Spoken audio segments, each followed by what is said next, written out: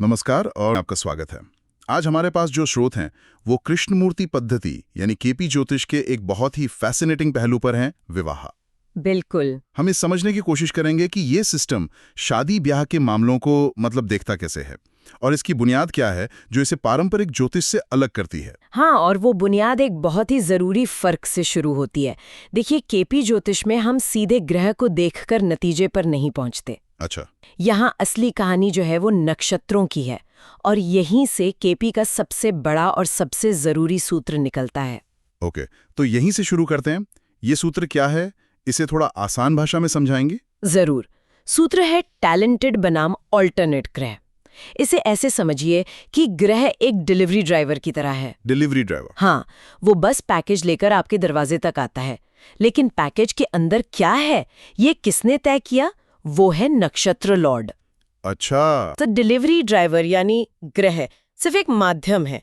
असली कहानी तो पैकेज भेजने वाले यानी नक्षत्र लॉर्ड ने लिखी है। वाह, ये एनालॉजी तो कमाल की है। तो टैलेंटेड ग्रह वो डिलीवरी वाला हुआ जो शायद खुद भी कुछ बता दे, लेकिन ऑल्टरनेट ग्रह सिर्फ और सिर्फ वही देगा जो नक्षत्र लॉर्ड ने भेजा है। बिल्कुल। इसका मतलब हमें हमेशा पैकेज भेजने वाले पर नजर रखनी है, डिलीवरी बॉय पर नहीं। एकदम।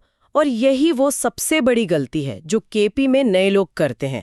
वो ग्रह का विश्लेषण करते रहते हैं और नक्षत्र लॉर्ड की पूरी कहानी ही मिस कर जाते हैं। तो आज हम इसी लेंस से सिर्फ विवाह के विषय को देखेंगे, और इसके लिए हमें केपी के एक और की प्लेयर को समझना होगा, CSL। CSL, मैंने ये टर्म देखा है सोर्सेज में।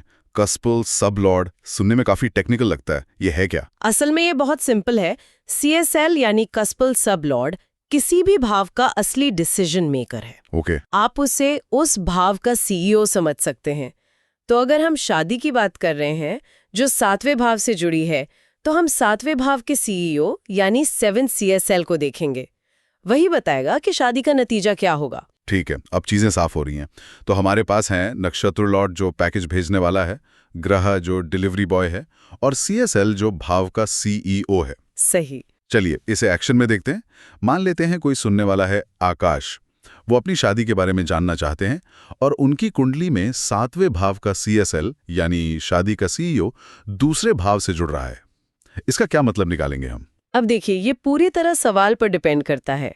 अगर आकाश का सवाल है क्या इस शादी से मुझे आर्थिक स्थिरता मिलेगी, हाँ, तो दूसरे भाव का जुड़ना एक शानदार हाँ है।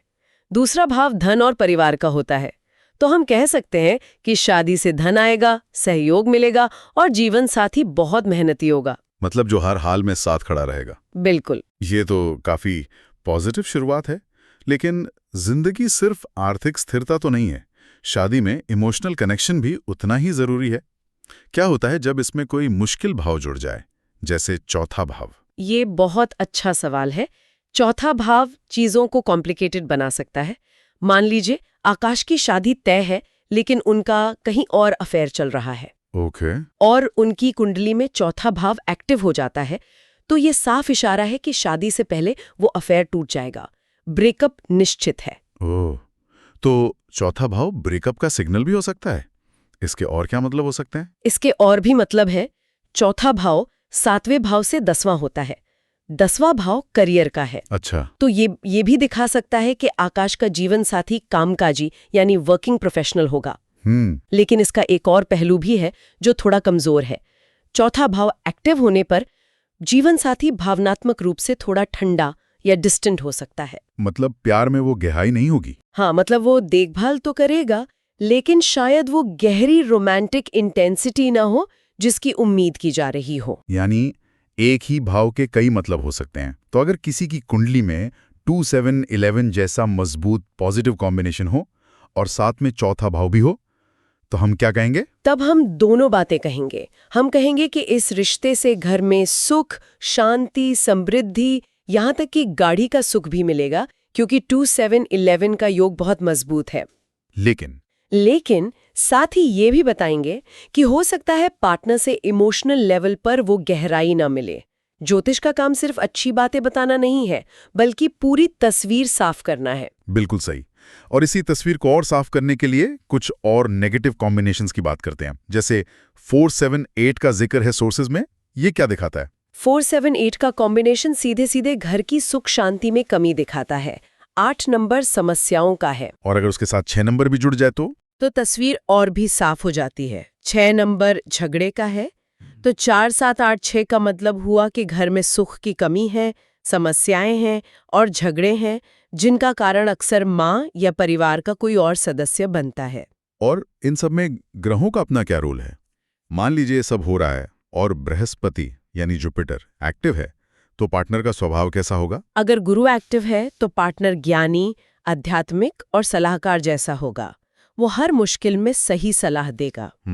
अगर शनि एक्टिव है तो पार्टनर उम्र में बड़ा, बहुत मेहनती और शायद किसी टेक्निकल फील्ड से जुड़ा हो सकता है।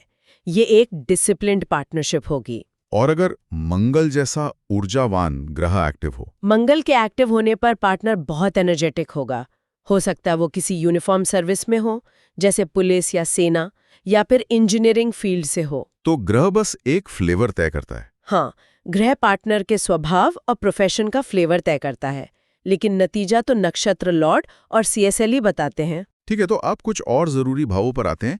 8वां भाव, जिसे अक्सर लोग डर की नजर से देखते हैं, शादी के मामले में ये क्या गुल खिलाता है? अगर 7वें भाव का सीएसएल 8वें भाव को दिखाए तो इसके 2 मतलब हो सकते हैं। पहला, पार्टनर की जिंदगी में लगातार कोई ना कोई समस्या बनी रहेगी, चाहे हेल्थ हो या कुछ और। हाँ, और दूसरा मतलब ये भी हो सकता है कि पार्टनर एक अमीर परिवार से तो होगा, लेकिन उसका स्वभाव बहुत तनावग्रस्त यानी स्ट्रेस्ड आउट रहेगा। पैसे होंगे पर शांति नहीं। और 10वां भाव, करियर का भाव, शादी में क्या करता है? 10वां भाव शनि से जुड़ा है और शनि देरी का कारक है। तो अगर शादी के मामले में 10वां भाव एक्टिव हो तो ये आमतौर पर शादी में देरी का साफ संकेत है। अब बात करते हैं 9वें भाव की, जो धर्म और संस्कारों का माना जाता है। 9वें भाव का एक्टिव होना बहुत शुभ है। इससे मिलने वाला जीवन साथी संस्कारी, सूझबूझ वाला और धार्मिक प्रवृत्ति का होता है। अच्छा। साथ में धार्मिक यात्राओं के भी योग बनते हैं। और यहाँ एक बहुत खास नियम है। वो क्या? अगर सवाल दूसरी शादी का हो तो जवाब 7वें भाव से नहीं बल्कि 9वें भाव के सीएसएल से मिलता है। ये तो बहुत ही जरूरी डिटेल है। अच्छा, अब उस भाव पर आते हैं जिसका सबको इंतजार रहता है, 11वां भाव यानी लाभ का भाव। जब 11वां भाव एक्टिव होता है तो इंसान अपने पार्टनर से बहुत खुश और संतुष्ट रहता है। रिश्ता दोस्ती जैसा होता है और पार्टनर से किसी न किसी तरह का फायदा होता रहता है। ये एक बेहद पॉजिटिव कॉम्बिनेशन है। और आखिर में 12वां भाव, ये तो खर्च और नुकसान का भाव है। हाँ, अगर 12वां भाव एक्टिव हो तो ये पार्टनर की कमजोर इम्यूनिटी की तरफ इशारा कर सकता है। बीमारियों पर खर्च हो सकता है। लेकिन यहाँ भी कोई ट्विस्ट होगा। हाँ, यहाँ एक ट्विस्ट है।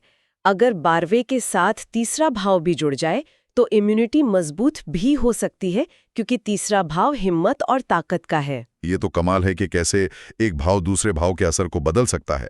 चलिए, अब तक हमने भावों को समझा। अब इन सब को नंबर्स के खेल में बदलते हैं। हाँ, केपी ज्योतिष नंबर्स का ही खेल है। तो शादी के लिए गोल्डन नंबर्स कौन से हैं? शादी के लिए 3 मूल नंबर हैं, 2, 7 और 11। नंबर 2 परिवार का, 7 समाज यानी पार्टनरशिप का और 11 हमारी इच्छाओं की पूर्ति और लाभ का। जब ये तीनों एक साथ आते हैं तो ये शादी के लिए एक मजबूत हाँ है। ठीक है, तो 2, 7, 11 शादी का सक्सेस फॉर्मूला है। तो फिर फेलियर फॉर्मूला क्या है? वो कौन से रेड फ्लैग नंबर्स हैं जो शादी ना होने या तलाक की तरफ इशारा करते हैं? वो है 1, 6 और 10। 1, 6, 10। हाँ, इसे लॉजिक से समझिए। नंबर 1 मतलब मैं, अकेलापन, पार्टनरशिप का उल्टा। नंबर 6 मतलब झगड़ा, कोर्ट कचहरी, और नंबर 10 मतलब रिश्ते का अंत। तो जब 1, 6, 10 साथ आते हैं तो ये तलाक का साफ संकेत है। ये तो बहुत सीधा है। लेकिन कुछ नंबर्स ऐसे भी हैं जो बीच के हैं, जैसे 8 और 12। उनका क्या रोल है? वो किसकी टीम में? 8 और 12 वो न्यूट्रल है। वो जिस टीम के साथ जुड़ेंगे उसका पलड़ा भारी कर देंगे। अच्छा। अगर वो शादी के सक्सेस फॉर्मूला यानी 2, 7, 11 के साथ है और 6 नंबर मौजूद नहीं है तो वो रिश्ते में शारीरिक सुख और गहराई भी दे सकते हैं। लेकिन अगर वो तलाक के नंबर्स के साथ है तो वो मुश्किलें बढ़ा देते हैं। तो वो कौन सी सिचुएशन है जब हम कह सकते हैं कि अब तलाक लगभग तय है? जब 2711 के साथ 8 नंबर बार बार आए तो रिश्ते में अपमान की स्थिति बनती है, लेकिन तलाक के लिए 6 का जुड़ना बहुत जरूरी है। ओके। और अगर 2711 के साथ 8-12 भी जुड़ जाएं और फिर 6-10 भी आ जाएं, तो अलगाव या तलाक को टालना लगभग नामुमकिन हो जाता है। मतलब एक परफेक्ट स्टॉर्म जैसा। बिल्कुल। और अगर कोई सीधे तलाक के बारे में ही सवाल पूछ रहा हो और कुंडली में 1 6 10 8 12 का मजबूत कॉम्बिनेशन हो और उस वक्त राहु केतु या शनि जैसे ग्रहों की दशा चल रही हो, तब ये एक बहुत ही दर्दनाक और लड़ाई झगड़े वाले तलाक की कहानी कहता है। ये एक मेसी सेपरेशन होता है। शादी और तलाक के नंबर्स तो साफ हैं। क्या ये सिस्टम प्रेम संबंधों या अफेयर्स के बारे में भी इतनी गहराई से बताता है? हाँ बिल्कुल। नंबर्स से हम ये भी जान सकते हैं कि प्यार किस तरह का है। जैसे सिर्फ 5 और 11 का कॉम्बिनेशन एक बहुत ही शुद्ध प्लेटोनिक प्यार को दिखाता है। मतलब जिसमें दोस्ती और अपनापन ज्यादा है। हाँ। और अगर रिश्ता सिर्फ प्लेटोनिक ना हो, अगर उसमें फिजिकल इंटीमेसी या कोई और कॉम्प्लिकेशन हो, तब नंबर्स बदल जाते हैं। अगर 5 के साथ 8 और 12 जुड़ जाएं, तो ये शारीरिक संबंधों की तरफ साफ इशारा है। और इसमें स्कैंडल का भी खतरा रहता होगा। हाँ बिल्कुल। और अगर 5 के साथ 10 और 12 जुड़ जाएं, तो ये समाज में बदनामी का कारण बन सकता है। अच्छा, और 5 के साथ 4? 5 के साथ 4 का जुड़ना एक छुपे हुए अफेयर को दिखाता है। ये तो अविश्वसनीय रूप से स्पेसिफिक है, जैसे ज्योतिष नहीं बल्कि सितारों में लिखी एक जासूसी कहानी हो। इसमें दशाओं यानी ग्रहों के टाइम पीरियड का क्या असर होता है? दशाओं का असर बहुत गहरा होता है। राहु की दशा अक्सर भ्रम पैदा करती है। मैंने कई बार देखा है कि राहु की दशा में बुध की अंतर्दशा चल रही हो और 5, 8, 12 के नंबर्स एक्टिव हों। तो इंसान के एक से ज्यादा छुपे हुए रिश्ते होते हैं, अक्सर किसी कम उम्र के व्यक्ति के साथ। क्या कोई ऐसा कॉम्बिनेशन भी है जो किसी को ऐसे दोहरे रिश्तों को संभालने में मदद करता है? हाँ, गुरु और शुक्र का अच्छा संबंध इंसान को ऐसे दोहरे रिश्तों को भी बड़ी चालाकी से बैलेंस करने की क्षमता दे सकता है। हालांकि नैतिक तौर पर ये सही नहीं है, पर ज्योतिषीय योग ऐसा हो सकता है। और ब्रेकअप का योग कैसे बनता है? वो कौन से नंबर्स हैं तो कहते हैं कि अब ये रिश्ता खत्म होने वाला है? अगर अफेयर टूटने की कगार पर हो और कुंडली में 5, 6, 8, 12 का कॉम्बिनेशन हो, साथ ही राहु केतु या शनि की दशा चल रही हो, तो ब्रेकअप तय समझिए। क्या इस चक्र से बाहर निकलने का कोई रास्ता है? कोई ऐसा नंबर जो इंसान को सही रास्ते पर ले आए? हाँ, यहाँ पर 9वें नंबर की भूमिका बहुत अहम हो जाती है। धर्म और नैतिकता का नंबर। बिल्कुल। 9 नंबर धर्म, नैतिकता और विवेक का है। इसका जुड़ना इंसान की नैतिकता को साफ करता है और उसे गलत आदतों और रिश्तों से बाहर निकालने में मदद करता है। तो इस पूरी गहरी चर्चा का सार क्या है? केपी ज्योतिष का वो एक अंतिम सिद्धांत क्या है जिसे हमें हमेशा याद रखना चाहिए? अंतिम सिद्धांत यही है कि हर भविष्यवाणी सवाल, नंबर और CSL पर आधारित होनी चाहिए। हमें बस वो एक सूत्र याद रखना है। कौन सा सूत्र? 7वां CSL शादी की मास्टर की है। नक्षत्र लॉर्ड उस भविष्यवाणी की आत्मा है और ग्रह तो सिर्फ वो डिलीवरी बॉय है। और जो ज्योतिषी इस सूत्र को अपने अभ्यास में उतार लेता है, वही केपी का असली साधक बनता है। ये वाकई एक बहुत गहरी और व्यवस्थित प्रणाली है और ये हमारे सुनने वालों के लिए एक बहुत बड़ा सवाल भी छोड़ जाती है। अगर ग्रह सिर्फ एक माध्यम है और असली कहानी नक्षत्र लिख रहे हैं, तो ये हमारे रिश्तों में हमारी आजाद मर्जी बनाम किस्मत के बारे में क्या कहता है? क्या इन कॉम्बिनेशंस को समझना हमें अपना रास्ता बदलने की ताकत देता है या सिर्फ उसे पहले से देख लेने की क्षमता? इस पर सोचिए जरूर।